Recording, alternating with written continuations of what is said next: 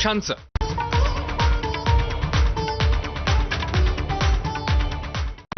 Headlines brought to you by Chitale बंधू।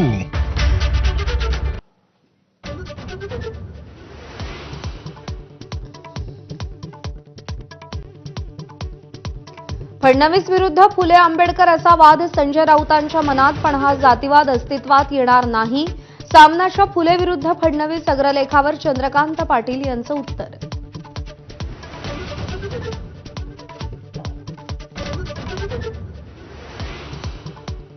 अमित शहांच्या भेटीनंतर एकनाथ शिंदेंनी भरत गोगावलेंना तातडीनं मुंबईला बोलावलं। गोगावलेंच्या मते आज नाही उद्या मुंबईला जाणार।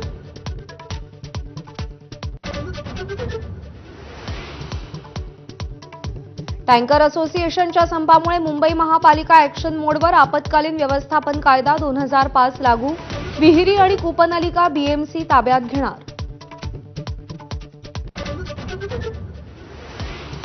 नागपूरच्या 580 बोगस शिक्षक घोटाळ्याप्रकरणी आणखी 3 अटक, शिक्षण उपसंचालक, उपनिरीक्षक आणि लिपिकाला बेड्या।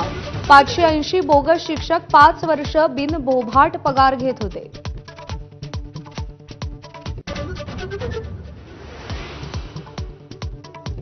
मुस्लिमांना शिव्या देऊन हिंदू राष्ट्र होणार नाही, बागेश्वर धाम धीरेंद्र शास्त्रींचं प्रतिपादन। बागेश्वर बाबाचा आज अंधेरीत सत्संग, मुलांवर शिवाजी महाराज आणि संभाजी महाराजांचे संस्कार करण्याचं आवाहन।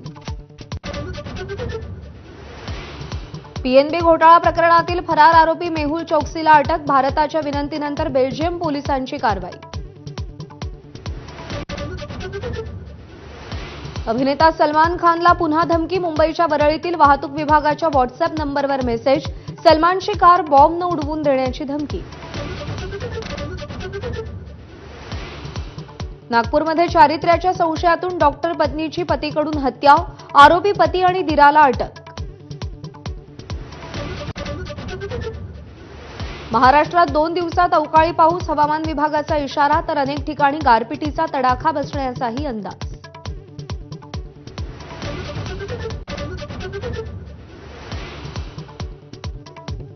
भारतरत्न डॉक्टर बाबासाहेब आंबेडकरांची आज 134वी जयंती, राज्यपालांसह मुख्यमंत्री उपमुख्यमंत्र्यांकडून महामानवाला अभिवादन, भीम अनुयायी चैत्यभूमी आणि दीक्षाभूमीवर दाखल। संसद भवनातील प्रेरणास्थळावर डॉक्टर बाबासाहेब आंबेडकरांच्या जयंतीचा कार्यक्रम, राष्ट्रपती मुर्मू, पंतप्रधान मोदी, खासदार राहुल गांधींकडून आंबेडकरांना अभिवादन। चपळ क्षेत्ररक्षणाच्या जोरावर मुंबई इंडियन्सचा दिल्लीवरती 12 धावांनी रोमहर्षक विजय, शेवटचे 3 फलंदाज सलग 3 चेंडूंवर धावबाद, दिल्लीचा यंदाचा पहिला पराभव तर मुंबईचा दुसरा विजय।